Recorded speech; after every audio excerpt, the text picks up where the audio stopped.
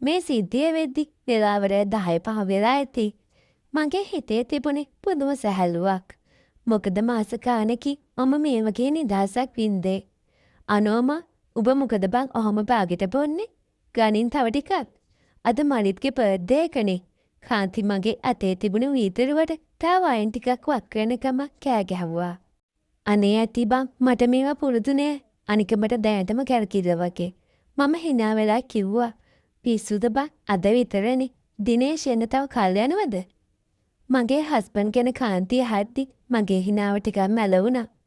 ඔව් බං එයා එන්න තව මාසයක් දෙකක්වත් යයි. දුර පළාතකනේ වැඩ. අපෝ උඹටත් පුදුම පාළුවක් නේද බං තියෙන්නේ. දිනේෂ්ට පිස්සු අප්පා. උඹ වගේ ලස්සන ගෑණියෙක්ව තනියම දාලා යනවට. කාන්තිය ඒක කිව්වේ විහිළුවට වගේ වුණාට ඒ වචන මගේ හිතට වැදුනා. ඇත්තටම මට පාළුයි. අවුරුදු ගානක් තිස්සේ මම මේ පාළුව එක්ක තනියම පොඩපදනවා. ඒ වෙලාවේ තමයි මලිත් සාරේට ආවේ. එයා කාන්තිගේ පුතා. වයස 24යි.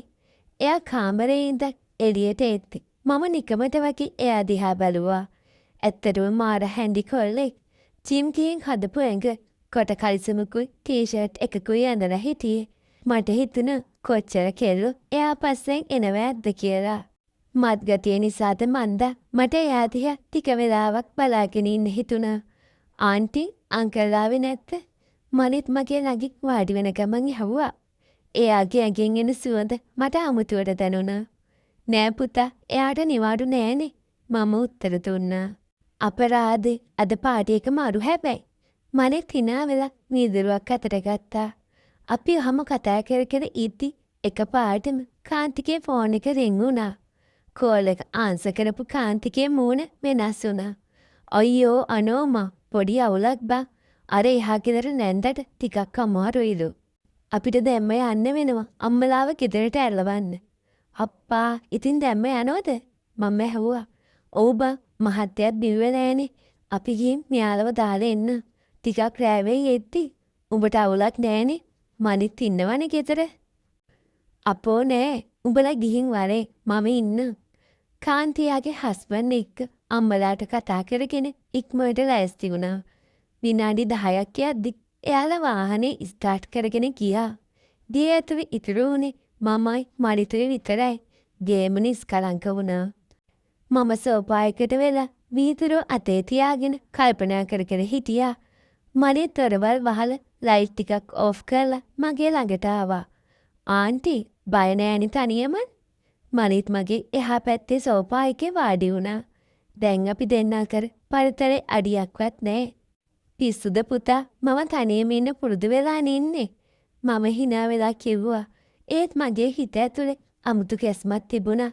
වයින් එක නිසා මගේ ඇඟ රත් වෙලා තිබුණේ. ඒ වුණාට ආන්ටි පව්. අංකල් නැතු තනියම ඉන්න එක ලේසි නෑනේ.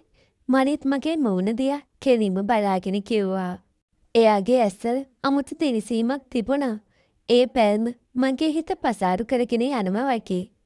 මොනවා කරන්නද පුතා? ජීවිතේ හැටි ඔහොම තමයි. ඒ වුණාට ආන්ටි තාම තරුණයිනේ. මම දැක්කේ ආන්ටි වගේ ලස්සන කෙනෙක් අපේ අම්මගේ යාළුවෝ අතරවත්. මලිත් එහෙම කියද්දි මට එක පාටම පැච්චාවක් වගේම සතුටක් දැනුණා. අවුරුදු ගානකී පිරිමියෙක් මගේ ලස්සන ගැන එහෙම කියලා නෑ. අනේ මේ යනවා යන්න. මම දැන් නාකි ගෑණියෙක් ළමයා. ඔයාට විහිළු. මම අහක බලාගෙන කිව්වා. නෑ සිරාවටම ආන්ටි මාර ලස්සනයි. එහෙම කියලා මනිත් එක පාටම මගේ අතින් ඇල්ලුවා. මම කැසිලා ගියා. ඒත් මම අතගත්තේ නෑ. එයාගේ අතේ රස්නේ මගේ එක පුරාම දිව්වා. වයින් වල මත්ගතිය මේ වෙලාවේ තිබුණු පාළු ගතියයි එක්ක මගේ හිත පාලනය කරගන්න බැරි තැනකට මාව තල්ලු වුණා. පුතා මේ මොකද? මම හින් හඩින් ඇහුවා. මට ආසයි ආන්ටි. මම ගොඩාක් දවස්වලට ආන්ටි දිහා බලන් ඉඳලා තියෙනවා. අද තමයි මට chance එකක් ලැබුණේ. මලිත් එහෙම කියලා මගේ ළඟටම ඇවිත් මගේ කයට අත දැම්මා. මගේ හිත කිව්වේ එපා කියලා. ඒත් මගේ ඇඟේ ඉල්ලුවේ වෙන දෙයක්. අවුරුදු ගානක් හිර කරගෙන හිටපු ආසාවන් එළියට එන්න තගලනවා වගේ මට දැනුණා. මලිත් මගේ දිහා බලාගෙන හිටපු විදිහට මට මාවම අමතක වුණා. එයා හරිම හැන්ඩි. තරුණ පිරිමියෙක්ගේ ආකර්ෂණය මාවම අත් කළා. මනිත් මේක වැරදි නේද? මම විමිනුවා. මොකක්ද ඇන්ටි වැරද්ද? අපි දෙන්නම කැමති නම් අනික කවුරුත් දැනගන්නේ නෑනේ. මයිත් මගේ කාන්ට කියලා රහසින් වගේ කිව්වා. එයාගේ හුස්ම මගේ බෙල්ලට වැදෙද්දි මගේ ඇඟ හිරිවැටිලා ගියා. ඊළඟ මොහොතේ මරිත් මාව එයාගේ පැත්තට හරව ගත්තා. මම කිසිම විරෝධයක් පෑවේ නෑ.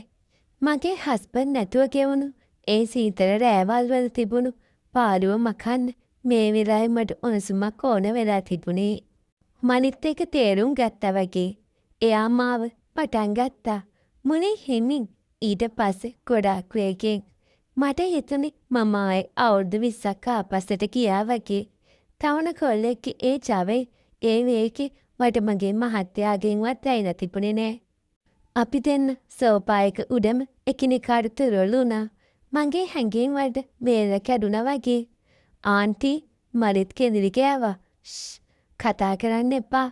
මම එයාගේ කට වහලා එයාව තදින් බදාගත්තා. එදා රෑ නම් ඇත්තටම වෙනස්ම රැයක් වුණා. මලිත් පොඩි කොල්ලෙක් වුණාට එයා ළඟ තිබුණු පිරිමිකම මාව පුදුම කළා. එයා මට දුන්න සැප එයාගේ මගේ ඇඟ හැම අස්සක් මුල්ලක්ම පිනෙව්වා. අවුරුදු ගානකට පස්සේ මම ගෑණියෙක් කියන හැඟීම වින්දා. අපි දෙන්න එකට සතුටු වුණා. එකට hina වුණා.